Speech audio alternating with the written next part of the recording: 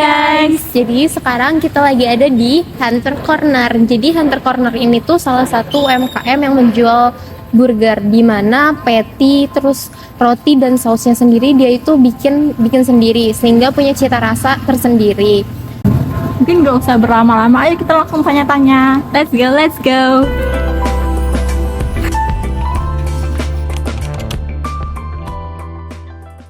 Ya, jadi selamat malam Bu. Sebelumnya perkenalkan, saya Hatta Muzaffar.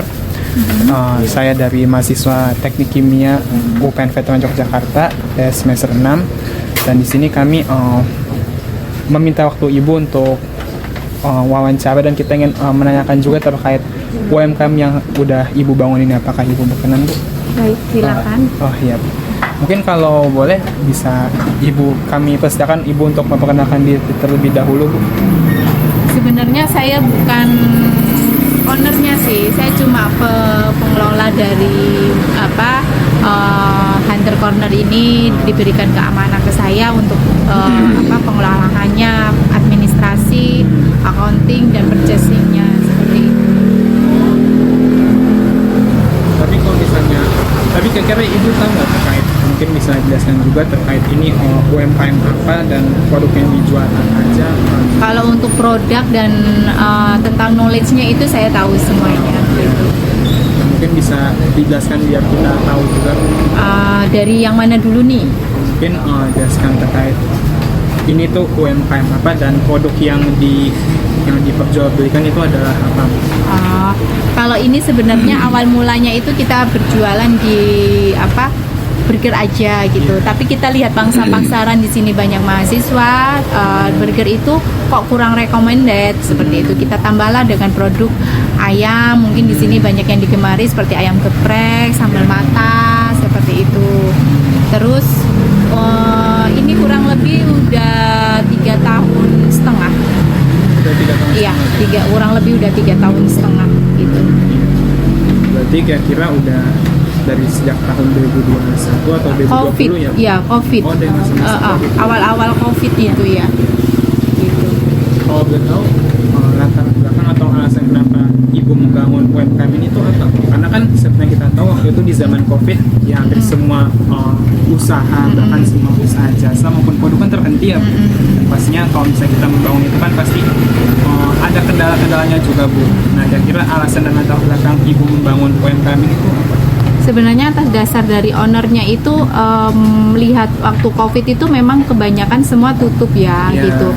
Tapi kita melihat celah terkecilnya di situ kan banyak orang yang beli makan online seperti itu. Kita dulu itu untuk orang yang mengunjung ke sini memang sedikit, tapi kita sangat laku keras di online-nya Gojek, Grab dan Shopee seperti itu sih gitu. Terus pasien juga kan banyak yang terkendala pekerjaan di PHK atau bagaimana gitu. Jadi kita mengambil memang di sini kebanyakan ibu-ibu rumah tangga dan bapak seperti itu gitu.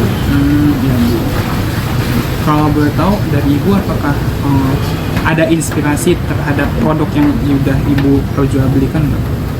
Terinspirasi maksudnya? Misalnya Ibu memiliki produk ini terinspirasi dari apa gitu? Apakah ada? Kalau awalnya itu kan burger itu terinspirasi ownernya dari McDonald gitu sih. Bagaimana menciptakan burger dengan harga murah, rasa enak, nyaman di kantong juga seperti itu. Terus selanjutnya ayam, karena melihat pangsa pasarnya di sini anak mahasiswa lebih membutuhkan nasi seperti itu ya. Jadi kita kombinasi seperti itu aja sih.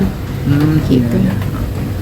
Kalau di awal UMKM ini berdiri, apakah Ibu sudah mempekerjakan karyawan dari awal atau memang Ibu sudah sendiri gitu? Iya. Dari awal sudah kita mempekerjakan, bahkan dulu lebih banyak juga gitu. Cuma kan karena awal kita tidak tahu adminnya seperti apa, pangsa pasar kita omsetnya seperti apa, dan sekarang ya alhamdulillah ada 5 orang gitu. Iya. Gitu. Mungkin kalau misalnya kita boleh tahu juga ya, dari Ibu apakah memiliki target strategi pemasaran terhadap produk ini nggak, Bu? Sebenarnya strategi khusus itu nggak ada sih. Kita cuma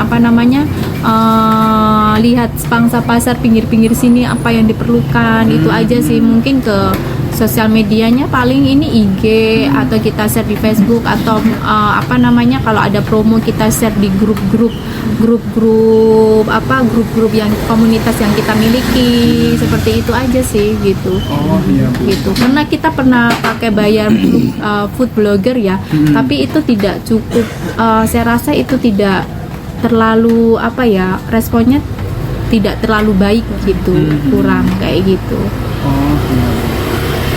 Tapi kan kalau misalnya kita ngeliatnya Bu di sekitar sini ya, ini kan mungkin nggak hanya food hunter ini saja ya Bu, tapi kan ada beberapa UMKM dan tempat-tempat makanan yang lain juga ya Bu. Nah kira-kira dari Ibu apakah punya kendala atau kesulitan dalam pemasaran produknya nggak? Dulu awal iya, kita karena juga awalnya burger itu kendala kesulitan karena bukan pasaran kita gitu ya. Tapi sekarang alhamdulillah cukup diterima gitu. Saling berkontribusi, saling bersinergi antara ayam dan burger gitu. Alhamdulillah sudah banyak diterima juga gitu. Gitu. Awal-awal memang saya rasa semua usaha, orang mendirikan usaha pasti banyak problemnya seperti itu. Tapi alhamdulillah sudah teratasi sekarang gitu. Kalau boleh tahu, dulu tuh pada saat Ibu mengalami kesulitan seperti itu, cara mengatasinya bagaimana? Kita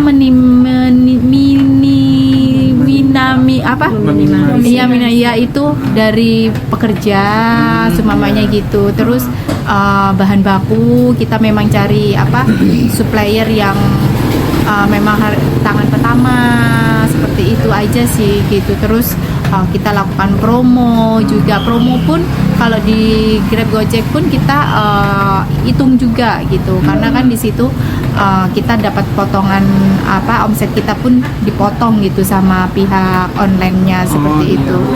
Gitu. Berarti kan bisa dibilang UMKM yang Ibu bangun ini masih baru berdiri juga ya Bu? Iya. Nah kira-kira dari Ibu apakah ada tips atau cara yang bisa Ibu sampaikan dan bagi ke kita nggak Bu, agar tips dalam membangun UMKM yang baru banget berdiri itu bagaimana? Kalau tips saya ketika mau membangun UMKM itu dilihat pasarannya di mana, apa yang diperlukan di masyarakat sekitar itu, terus harganya, apakah harga yang kita kasih itu relatif sesuai nggak, aman di kantong nggak, produk yang kita jual pun dengan harga segitu apakah sesuai nggak dengan dengan masyarakat sekitar, diterima nggak seperti itu gitu. Terus kebutuhan pasar itu apa sih gitu? Kebutuhan pasar, katakan kalau di sini dulu mungkin salah ya kita ya, di sini kita jual mahasiswa dengan kalangan anak mahasiswa, terus kita jual burger kayak gitu. Bukan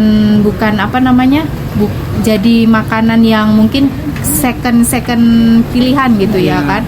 Tapi setelah ada ayam ya alhamdulillah gitu, makanya dilihat pasarnya seperti apa gitu. Ketika kita semuanya katakan kita salah nih di situ, kita cepat mengganti produk apa nih yang sesuai di sini gitu, mungkin ditambahkan dengan produk lain yang bisa membantu saling tidak terlalu jauh. Nggak mungkin kan kita jual burger sebelahnya ada lotte gitu kan, nggak nyambung gitu loh gitu. Mungkin kalau sama ayam tuh masih nyambung seperti itu.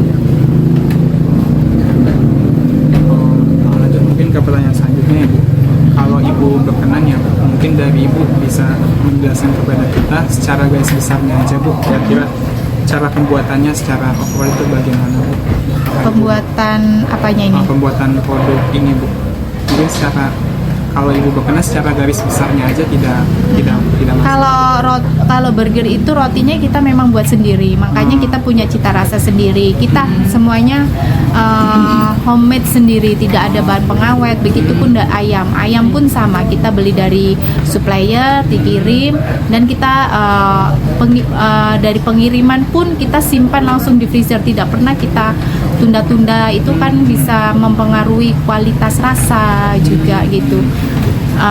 Terus kita kalau ayam itu kita marinasi seperti itu. Kalau burger kan dagingnya udah ada di supply-nya, kita kasih rempah-rempah begitu. Seperti itu sih, sausnya pun kita buat sendiri, seperti itu. Terus ketika roti udah jadi pun kita wrap, kita masukkan ke frozen juga gitu, supaya nanti ketika sampai di tangan customer itu tetap fresh gitu. Iya. Baik Bu, terima kasih atas jawabannya. Mungkin terkait wawancara dan pertanyaan yang kita lontarkan cukup itu saja Bu. Baik. Mungkin itu aja ya Bu dari kita. Terima kasih Bu. Ya, sama-sama. Semoga kalian cepat lulus, sukses selalu, terus menghadapi dunia nyata itu seperti apa. Terima kasih. Terima kasih ya Bu. Ya, yuk.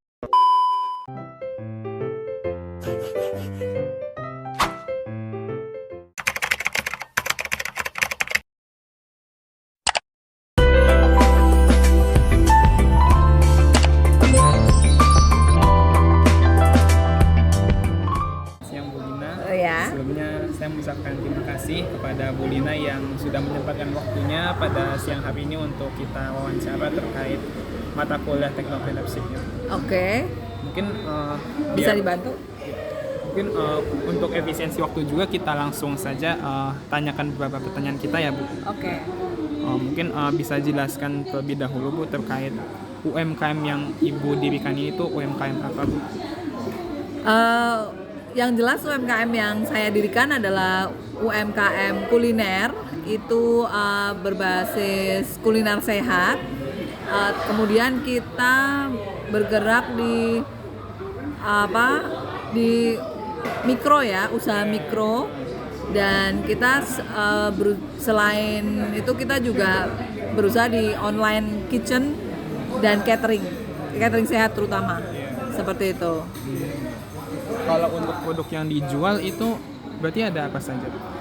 Produk yang dijual yang jelas produk catering itu untuk catering harian, mingguan sama catering bulanan.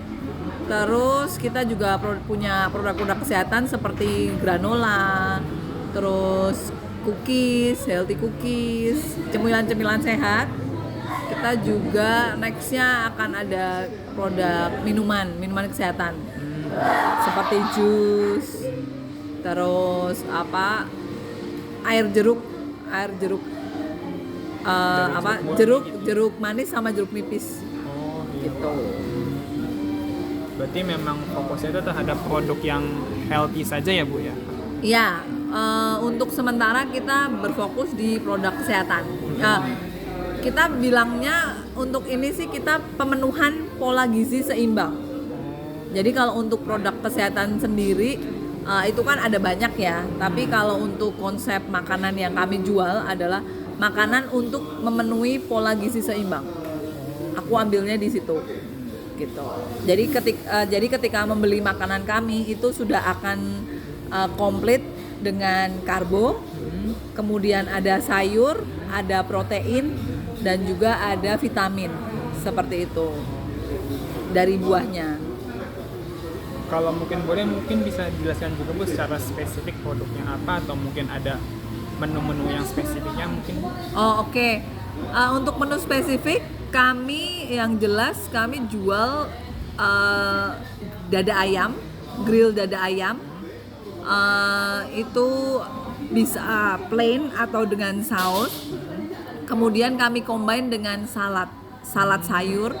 Kemudian kami juga tambahkan karbonya itu bisa memilih, ada nasi hitam, nasi merah, kemudian nasi coklat, kayak gitu.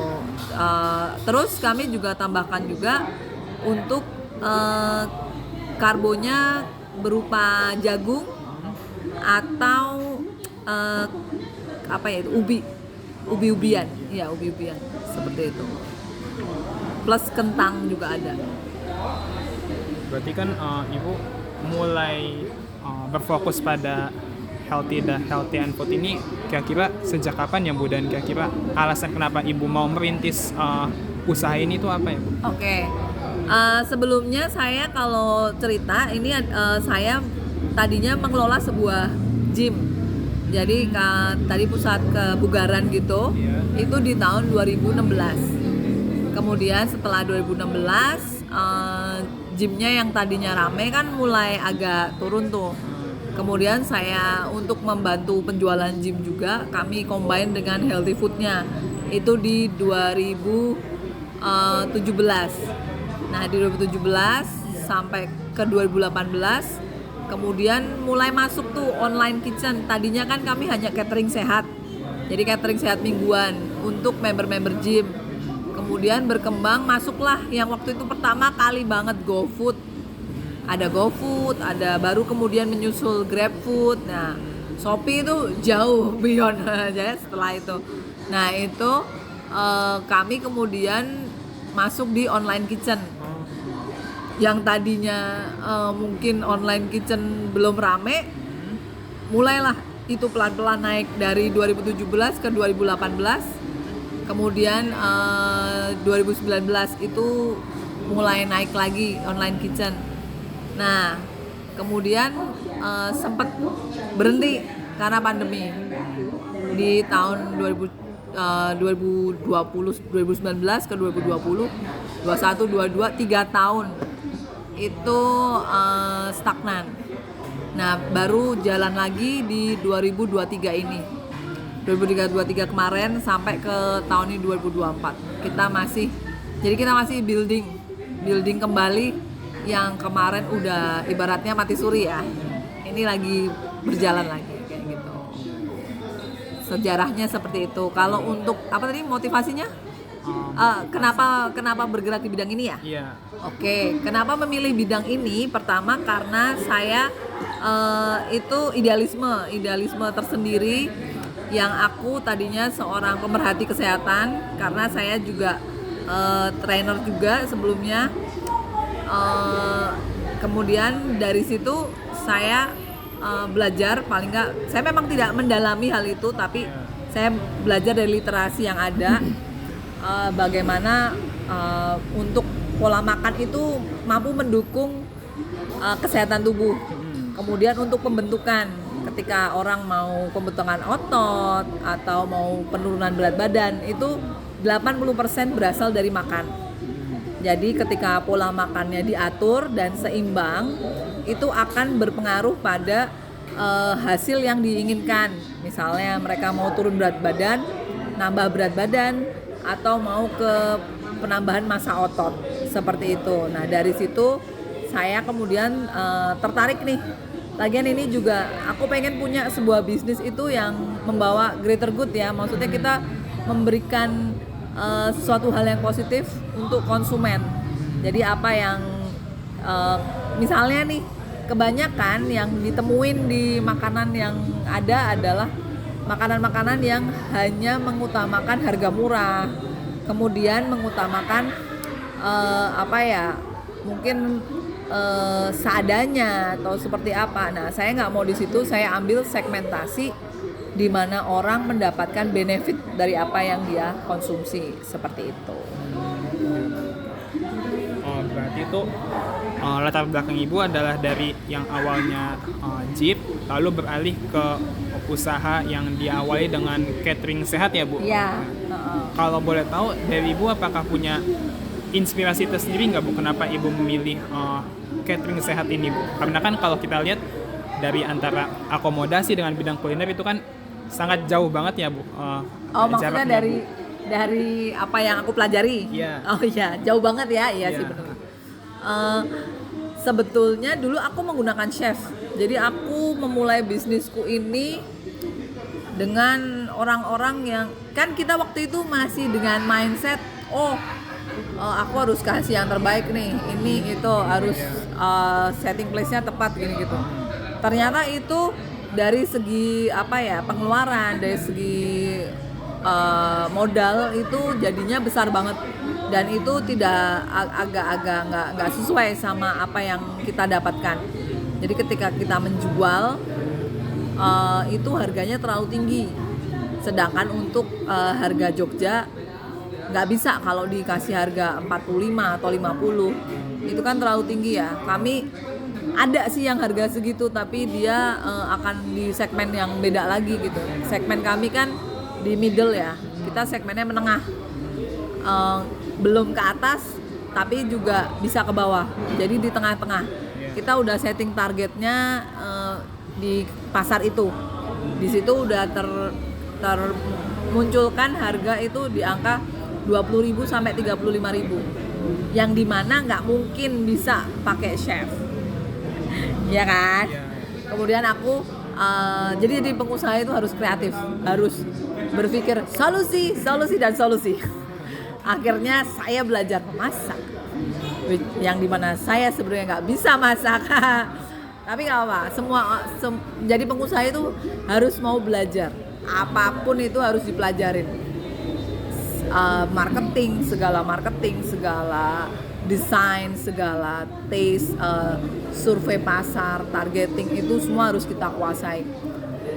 Ketika itu sudah terbangun dengan bagus, kita bisa meng-hire orang yang sesuai di bidangnya. Nah, dari situ saya akhirnya mempelajari kuliner, belajar masak, macam-macam caranya, dari bertanya, YouTube. Untuk lebih ke seriusnya mungkin belum karena mahal ya. Sekolah lagi, Bo. Akhirnya enggak dulu. Oke, saya mengandalkan diri saya sendiri gitu. Jadi saya harus bisa masak, saya harus bisa marketing, saya harus bisa semuanya untuk awalan ini. Nah, di situ mulailah memasak, itu semua saya yang masak. Saya coba, kok ternyata tanggapannya positif, masakanku enak, semua orang bisa menikmati dan harganya terjangkau, seperti itu. Jadi aku biasanya hanya meng-hire cook helper, jadi untuk membantu prepare-nya. Tapi untuk intinya semua saya dan teman saya yang pegang, kayak gitu. Karena kan tadi Ibu bilang Ibu menggunakan meng-hire cook helper ya, Bu? Ya, untuk saat ini. Oh, untuk saat ini. Kalau dulu sempat menggunakan chef. Oh, sempat menggunakan chef. Ya. Berarti sampai saat ini Ibu memang belum mempekerjakan karyawan atau orang lain ya, Bu? Sudah, tetapi lebih ke helper. Oh. Kebetulan dia anak mahasiswa juga. Dan dia anak mahasiswa yang mau belajar. Jadi dia mengambil jurusan musik, tapi dia kemudian belajar memasak. Itu aku lagi encourage dia, jadi aku kasih challenge dan dia mau terima challengeku. Oke, dia bisa bekerja sesuai apa yang kita harapkan. Nah, itu aku bilang, kalau kamu mau jadi pengusaha, kamu nggak melulu cuma dengan bidangmu, kamu harus bisa semuanya, paling nggak tahu. Seperti itu. Nah, udah, sekarang dia belajar masak, dia belajar video, dia belajar foto, semua dia pelajarin. Jadi misi kami juga, semisal nih, aku kan memang ada part timer ya, itu dia nggak cuma part time tapi dia juga belajar. Nanti dia mau apa, kita bantu arahkan, kita bantu creating mindset gitu. Makanya sebuah bisnis menurutku ya harus memberikan sesuatu yang positif untuk society. Jadi nggak cuma buat diri kita, tapi orang yang terlibat di sekitarnya, seperti itu. Oke, Bu, mungkin kita lanjut ya, Bu. Oke. Kan kalau kita lihat ya, kalau di Jogja ini kan adalah kota pelajar ya, Bu, yang dimana banyak sekali mahasiswa yang berkuliah di sini, Bu. Dan sedangkan mahasiswa ini pun pasti mereka lebih memiliki ketertarikan terhadap makanan-makanan yang seperti junk food ya, Bu. Pasti. Nah, kira-kira dari Ibu, Kalian juga pasti ya? Iya. Nah, kira-kira dari Ibu yang beralih ke bidang kuliner healthy and healthy food, dari Ibu apakah memiliki kesulitan atau kendala dalam strategi pemasarannya atau enggak, Bu? Tentu tidak, karena saya walaupun sudah kita udah beda generasi ya, tapi mau nggak mau aku harus tetap belajar di tiap generasi. Jadi generasi kalian nih sukanya apa, itu menu yang akan aku munculkan.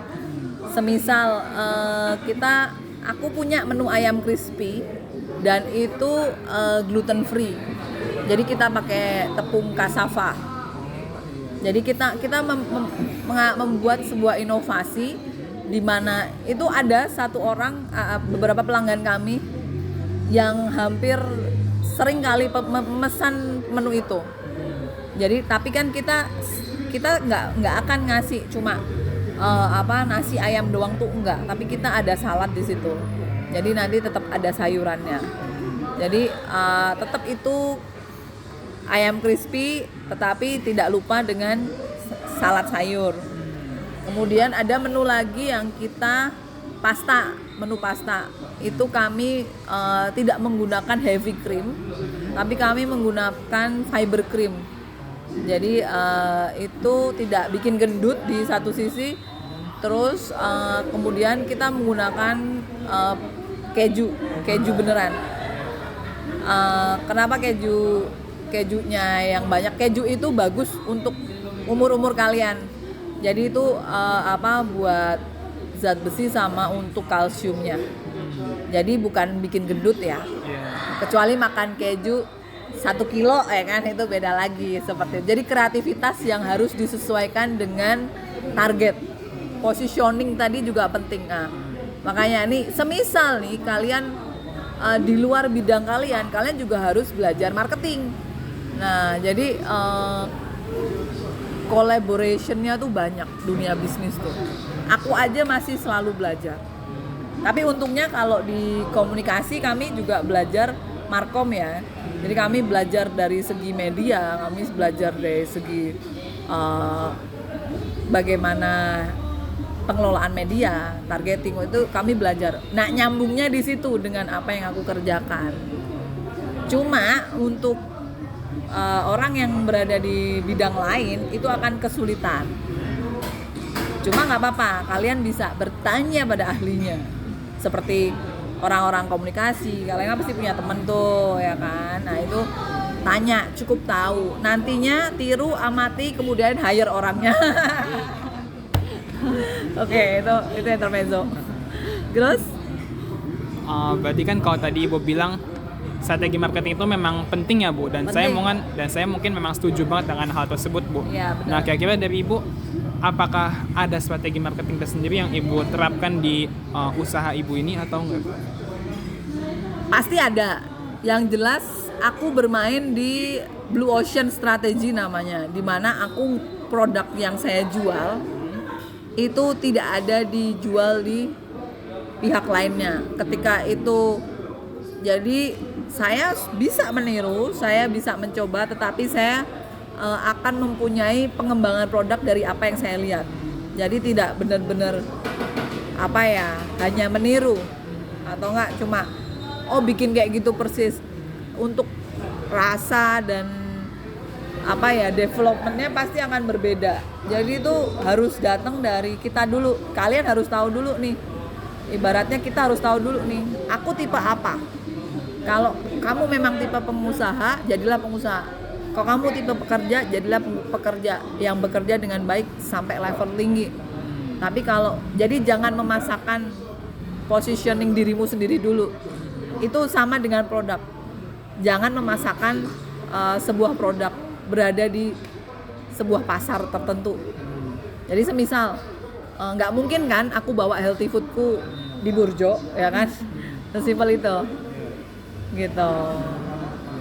Jadi itu strategi marketingnya itu harus harus jeli, harus ibarat kata kita tahu produk kita A sampai Z-nya. Kita tahu kelemahan, kelebihan, kita tahu SWOT-nya.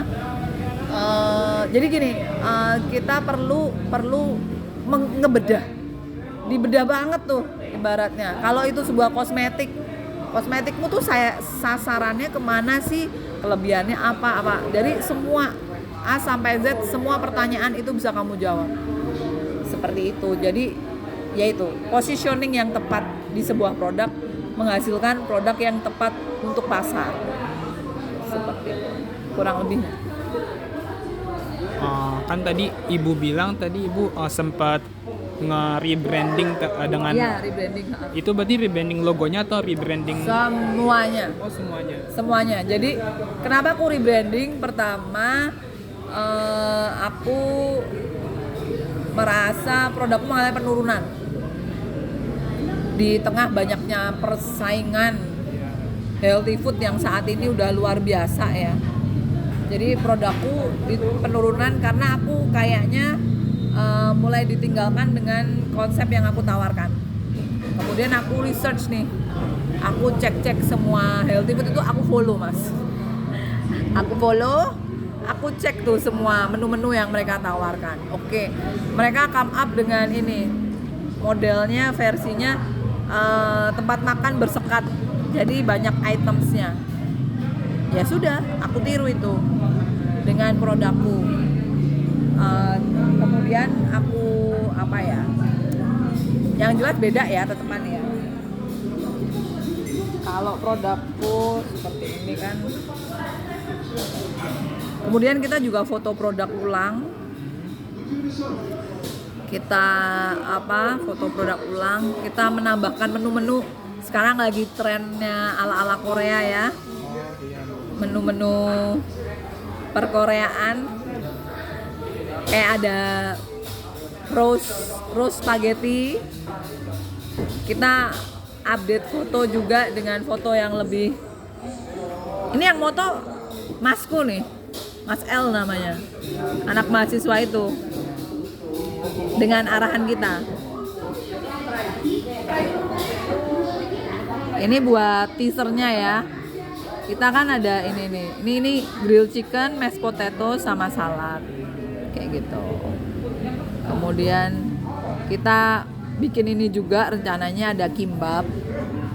Tapi nanti kimbap ini bisa nasi merah kayak gitu.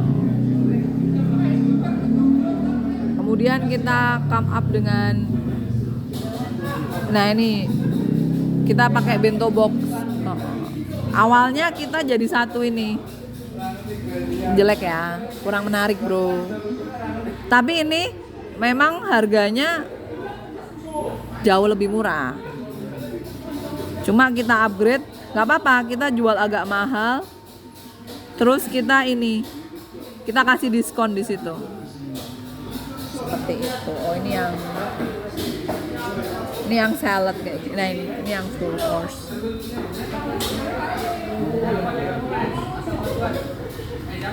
Tuh. Berarti untuk saat ini memang fokusnya lagi sedang rebranding atau sudah ada branding yang barunya, Bu? Sudah ada branding yang baru. Tapi untuk launchingnya kayaknya habis lebaran karena kita lagi handle catering atlet selama 2 bulan ini. Jadi nggak apa-apa, sebuah produk itu akan bersemi pada waktunya. Jadi nggak perlu targeting ada, tetapi dilihat dari kemampuan juga. Kalau dari kemampuan kita belum mampu handle hariannya, kita masih ini nanti kepondal-pondal karena begitu rame, wah itu nggak bisa ditinggal tuh, kayak gitu, hektik. 3 orang aja nggak cukup ngatasin satu dapur kayak gitu, hot kitchen pokoknya. Tapi kalau misalnya kita bicara rebranding ya Bu, apakah dari Ibu tidak memiliki kekhawatiran Bu apabila nanti produk Ibu dengan branding yang baru ini malah menurunkan kepuasan dari customer-nya sendiri, Bu? Wah, ini kan saya mulai dari zero. Rebranding itu sama aja, ketika kamu belum terlalu dikenal, itu sama aja kamu buka baru. Dan buka baru itu dengan posisi saya sudah siap untuk saya baru naik selama setahun. Jadi sebuah bisnis itu, ya itu tadi aku bilang, akan ada waktu yang tepat untuk bagus, kecuali kamu buka warmindo, buka sesuatu yang nggak butuh pemikiran, atau nggak buka toko kelontong, ya orang pasti datang ya, sembako itu mah nggak usah mikir banyak sis ya kan. Tapi kan ini kita ngomonginnya healthy food nih, dimana saya harus merubah mindset anda ini untuk berubah mengkonsumsi itu, ya kan. Ibaratnya gini, orang tua kalian tuh ingin kalian hidup sehat, kalian disekolahin makan yang bener gini gitu, tapi aku masih menemukan ini sorry ya, tapi ini sharing juga ya, anak-anak kuliah itu kalau tak tanyain kalian makannya apa, ya paling Indomie Mbak. Lah kenapa? Hemat. What for? Maksudnya oke, kalian hemat tapi habis itu kalian sakit habis itu, iya kan. Kalian nggak aku makannya ini ayam geprek terus. Aku bilang oke, kamu harusnya ada food combining loh. Ya ini termasuk salah satu timku nih, Mas L namanya ini. Aku survei generasi Gen Z ya berarti ya, itu dari dia. Kamu tiap hari makannya apa? Yo paling Magelangan. Double karbo dong, aku bilang. Kok kamu nggak gemuk-gemuk? Kamu tahu nggak kenapa? Nggak tahu. Ya itu kamu makan sampah. Karena dia cuma karbo doang. Karbo doang itu dia berupa tenaga. Begitu dikonsumsi dia hilang. Dia nggak menghasilkan ke kamu, aku bilang gitu. Oh iya ya, Ci. Iya. Jadi tapi kalau sama kita provide dia dengan gizi. Nih Mas, makan ini gitu kan. Bu, saya makan terus. Ya, tapi itu kenyataannya ya. Kalian pasti ngalamin. Yang cewek nih, supaya aku nggak gemuk ya.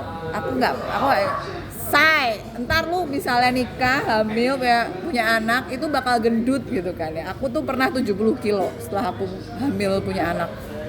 Cuma itu balik lagi ke kita, apakah kita rajin olahraga, apakah kita mengatur pola makan, itu balik lagi ke mindset. Nah, hal ini yang bahkan di aku juga, teman-temanku juga itu nggak semuanya berpegang pada itu. Jadi ibaratnya ya udahlah, namanya makan hidup cuma sekali, happy aja gitu. Oke, tapi kan kamu nggak mau kan? Kamu hidup enak pas kamu muda, besok kamu tua, kamu darah tinggi, kolesterol, kamu sering ke rumah sakit, ada yang udah gagal ginjal, temanku udah 4 yang meninggal. Jadi yang satunya karena darah tinggi, yang satunya lagi komplikasi ginjal, yang satu lagi stres, bingung kan? Ya itu di setiap generasi ada sis.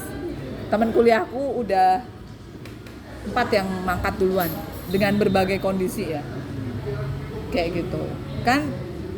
Itu balik lagi ke kita, memang sudah waktunya pertama, tapi kedua waktu itu terkadang bisa diiniin dengan kita ngelihat ke sini nih, kita nggak pengen sakit apa atau nggak gimana, atau nggak kita lebih aware sama apa yang kita lakuin, kayak naik motor jangan kenceng-kenceng ya kan.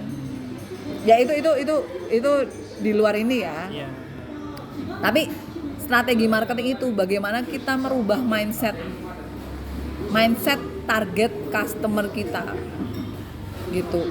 Kamu yang tadinya nggak butuh HP nih, diomongin ini bisa moto loh, bisa video loh, masa kamu nggak pengen punya ini? Oh iya ya, aku butuh loh. Akhirnya kamu beli, seperti itu. Jadi walaupun perubahan target itu nggak sekarang, tapi akan terjadi di beberapa waktu ke depan. Itu teman berpengaruh dari apa yang kita siapkan sekarang.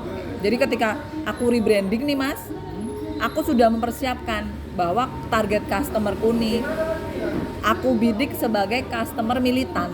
Jadi dia nggak banyak, tapi dia akan consume terus kayak gitu. Karena dia sudah sadar, dia sudah butuh. Walaupun dia nggak tiap hari, tapi dia akan sering seperti itu. Nah, next targetnya lagi adalah untuk membantu rebrand itu, aku buka offline store di mana mungkin orang pengen datang dan dia nggak perlu bayar ongkir dan harga jauh lebih murah karena nggak ada potongan. Nah itu salah satu strategi juga seperti itu. Jadi kompleks ya.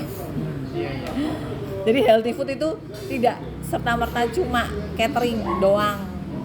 Jadi kalau nanti sih ketemu yang lain kan pasti akan beda lagi strateginya. Bagaimana menangani sebuah produknya itu gitu. Orang kan punya mindset masing-masing ya. Seperti itu. Mungkin kalau dari Ibu berkenan ya Bu, mungkin Ibu bisa boleh menyebutkan Bu secara garis besarnya aja, nggak masalah Bu, terkait resep yang dari menu yang Ibu jual belikan ke customer Bu, apakah boleh Bu? Boleh dong. Kalau aku sih open ya, apa yang aku pakai itu aku share juga di Instagram. Jadi itu kalau kita nge-grill sebuah ayam itu kita cuma pakai totole, sama kita pakai jeruk nipis, kemudian kita pakai soy sauce gitu. Itu kita uleni di ayamnya, kemudian kita grill. Jadi kita hampir tidak pernah menggunakan garam, hampir tidak pernah menggunakan gula, hampir tidak pernah menggunakan tambahan penyedap yang lain. Jadi kita cukup satu, misalnya kita sebenarnya tapi pakai penyedap tuh nggak apa-apa ya guys. Cuma kita kan meminimalkan aja. Jadi kita nggak terlalu sering pakai. Jadi kita cuma pakai misalnya per takaran sajinya. Jadi ketika kamu ngelihat ingredients itu ada takaran sajinya 60 gram, enggak itu. Nah, kita sesuai itu. Kita bisa pakainya 1 sendok teh kayak gitu. Atau enggak misalnya nasi kita pakai 100 gram. Jadi kalau cowok itu dua genggaman tangan kalian. Kalau cewek itu 1 genggaman tangan. Kemudian kalau daging itu minimal 100 gram daging full.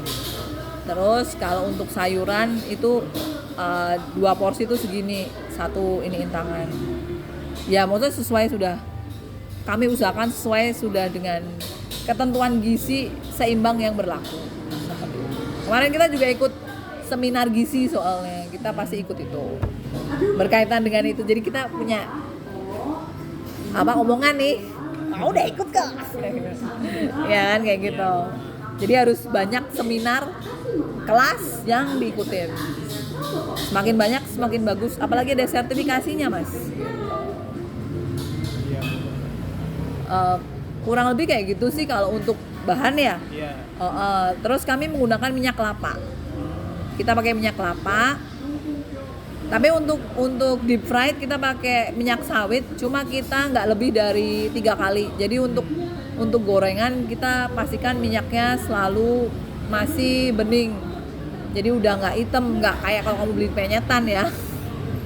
Yang minyaknya hitam banget itu masih dipakai berulang kali, besok disaring dipakai lagi ya kan. Besok kalau kalian kepenyetan nggak usah digoreng mintanya. Itu racun. Apalagi dia goreng kremes ya, goreng ikan di situ kremes. Oh my god enak banget, tapi itu racun guys. Gitu. Aku udah 5 tahun lebih aku nggak konsum penyetan itu, nggak digoreng. Jadi kita lebih ke masak sendiri, lebih ke ini kayak gitu. Berarti kan memang usaha yang Ibu dirikan ini bisa bilang masih baru banget berdiri ya Bu?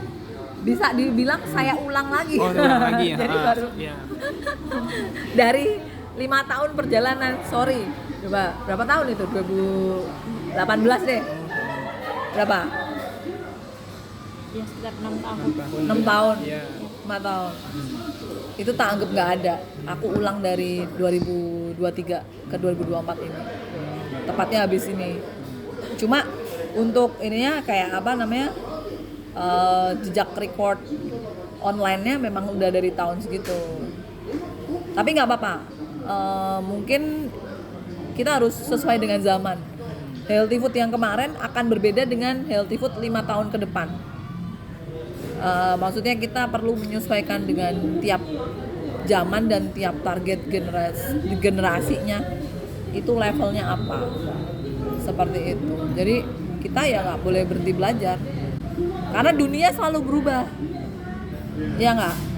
Dulu aku kuliah, sekarang aku udah nggak kuliah ya kan. Jadi aku harus tahu nih target pasarku di sekeliling apa. Itu yang tak sesuaikan seperti itu. Tapi dari Ibu apakah ada pesan dan kesan maupun tips yang nanti bisa disampaikan ke kita nggak Bu?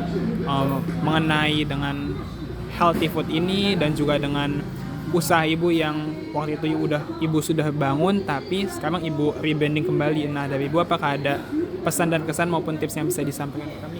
Oke, pesan dan pesannya adalah kalau memang panggilan jiwa kalian pengusaha itu nggak ada kata menyerah. Jadi tidak ada kata berhenti ketika udah mati ya kan.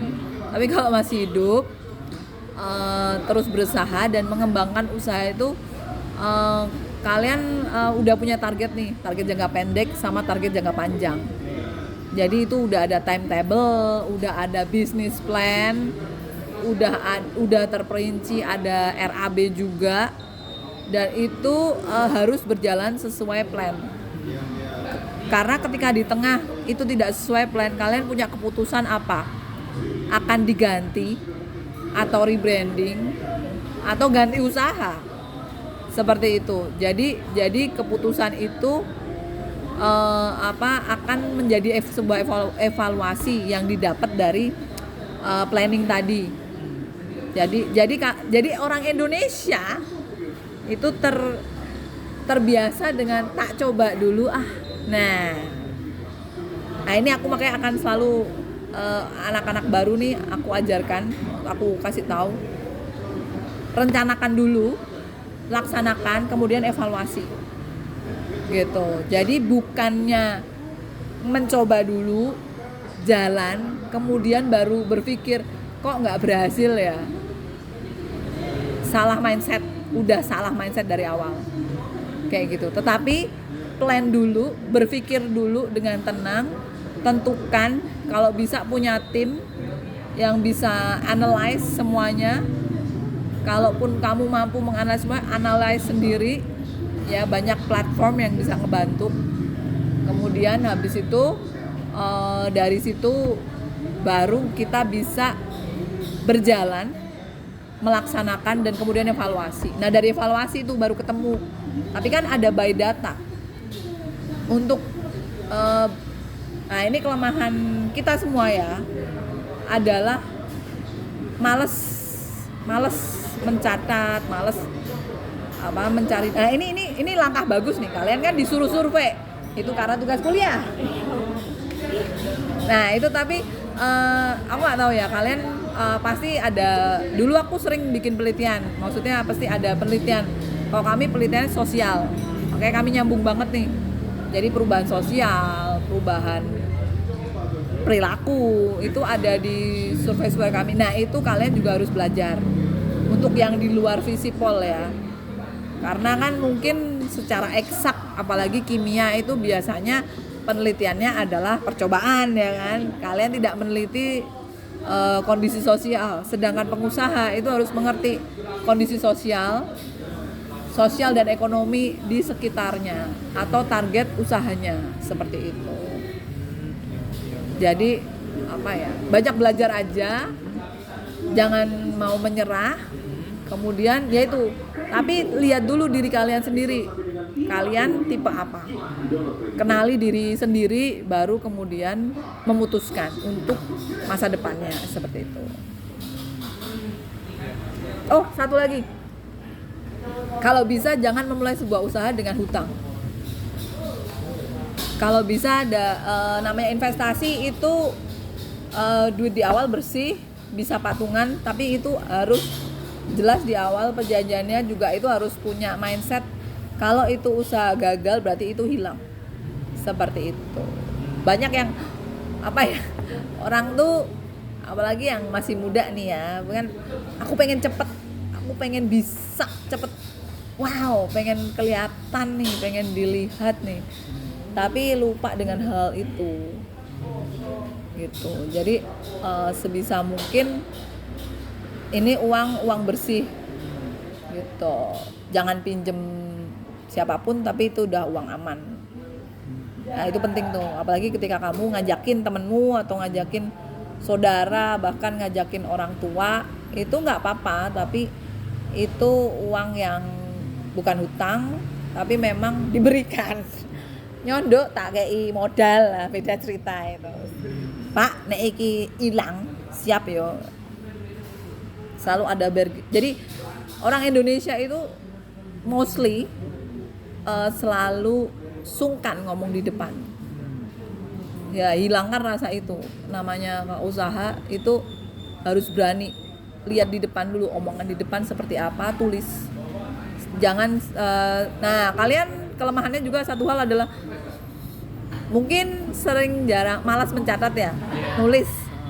Kalian mengandalkan ini, suatu saat ini bisa hilang. Ya, jadi kalau aku sih selalu punya buku catatan. Nah itu kesan pesan dan masukan yang pengen tak sampaikan, karena segala sesuatu itu butuh hard copy, seperti itu. Jadi